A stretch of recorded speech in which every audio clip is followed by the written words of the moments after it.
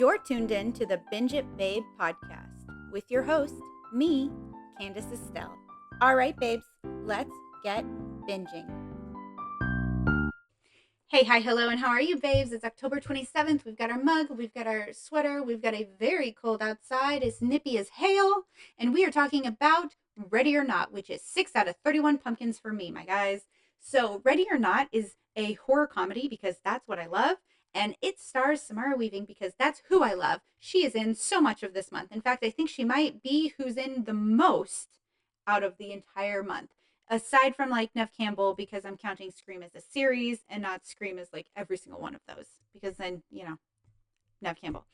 Nev. I think it's still Nev. Every day. It's a struggle for me. Every day I forget to look it up. Samara Weaving is amazing. As I've said before, she is this generation's Scream queen. She sounds so guttural when she screams, and she's gorgeous. She's so fun. And I think she's also Australian, which triple fun, okay? I'm a fan. This movie is like a gitchy, goofy horror comedy, and I love it. The whole premise, I'm going to be able to say it so fast. It's going to be a succinct one, you guys, because I am ebbing. It's the 27th. I am tired as can be. This movie premise is basically that Samara Weaving's character gets married to this guy who is part of the Ladomas family fortune, and she marries him. She's an orphan. They've only been dating a year, and he has kept a real big secret, which is that his family is a part of a satanic cult.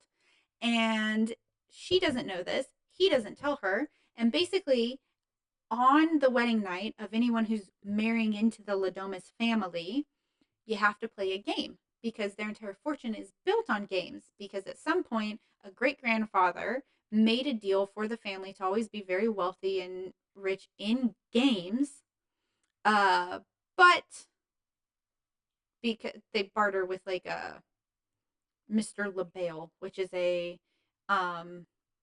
want to say like a demon, basically. They barter with him. They're like, yeah, you get our souls or whatever, but we get to be rich. And the only caveat is when someone marries, you have to play a game, and they have to play the game to be able to be a part of the like family.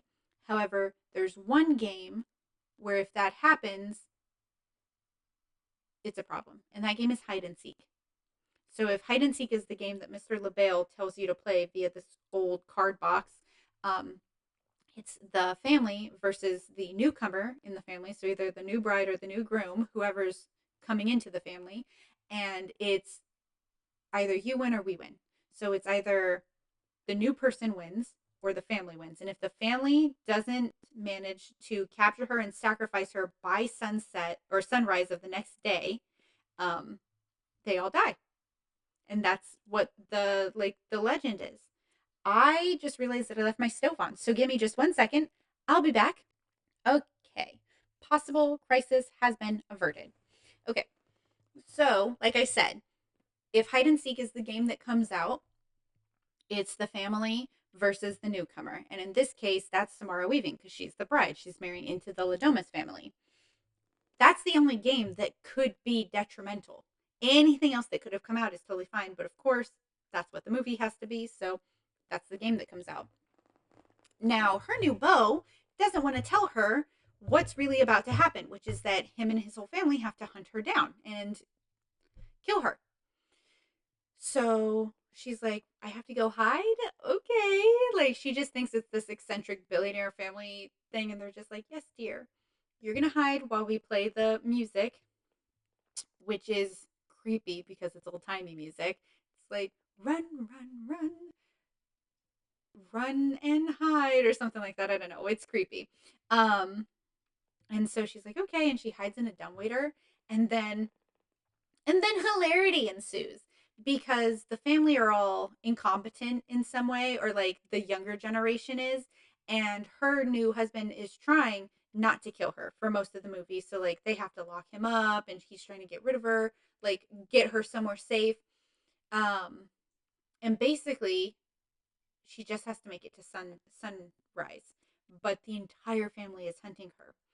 So she doesn't know what's going on, and then he's able to tell her, and he's like, it's the only bad game, and like, you picked it. So they think that if they don't kill you, that you will kill them.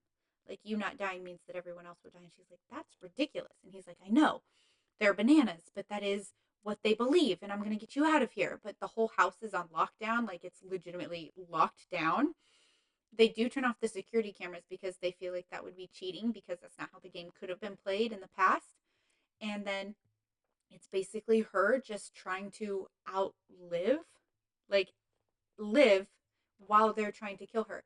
And she does a great job, because the family accidentally kills all of their help, like the maids, I guess.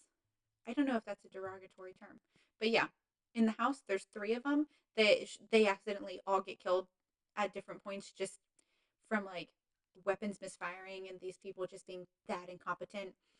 And then, you know, Adam Brody is also in this one. He plays his brother, and he's like a complete alcoholic, because he hates that that's the life he's living. And like, his wife, when he married her and he told her all about it, and she didn't care because she wanted the money. So she was like, fine, if that's what it takes, that's what it takes. She obviously doesn't get hide and seek, so she's just a part of the family and a part of this like cult. And so he doesn't want to be hunting her either, and he doesn't really want to help. It's, for him, it's something he was born into. And like I said, his other brother just left entirely and had to come back for the wedding, because, that's how that works. And then she's just like, why would you marry me? And he's like, because you were going to leave me if I didn't marry you. Like, I knew you were going to leave if I didn't give you that, because I know that's what you wanted, because you've always wanted a family. And I didn't know that you were going to get this game. Like, well, she's able to hide and get away from most of the family most of the time. Really, the only people who are dying is the serving staff. And then they try to get her. Like, one of the serving staff tries to get her. He like has her in the car, and she's able to get out of that as well, because she goes from like being scared to ripping her wedding dress in half, and she's in her sneakers, and she's like ready to fight. And at one point she sees a kid, and she's like, okay, be quiet, don't tell anyone I'm here, like, and he is a little craphead, so he like yells that she's there, and she has to like beat this kid up, which is so funny. It is kind of gory, a little gross in some areas, but for the most part, it's just stupid fun, like horror fun. There's a lot of throw where you're just like, what's gonna happen? How are we gonna survive till sunrise? Um, it's so much fun. And then her husband ends up turning the tables on her when he sees her. She kills his mom, who's played by Andie MacDowell, who does a great job. She looks so elegant and regal in this. Um, but she ends up bashing her head in, because she tries to kill her, and she's, at this point, it's like almost sunrise, and she's just like, ah, and she's screaming, and he catches her. And that's when he grabs her and he turns on her. And then they go to finally sacrifice her, but it's sunrise, and they didn't make it. So Mr. LaBelle kills everyone in the family. Everyone. Like, they just start exploding into these like blood piles. And he's the last one. He's like, baby, it's not my fault. Like, I was just really scared, and let's just run away together. Obviously, he's gonna spare me because, like, I'm still here, right? I'm still here. It's okay. And then she's like, Alex, I want a divorce. And she throws the ring at him, and then he explodes. And then she looks at him, like, she looks at the table, and the demon, like, appears for a second, and she's just like, huh, all right. Because she's just like, she's done for.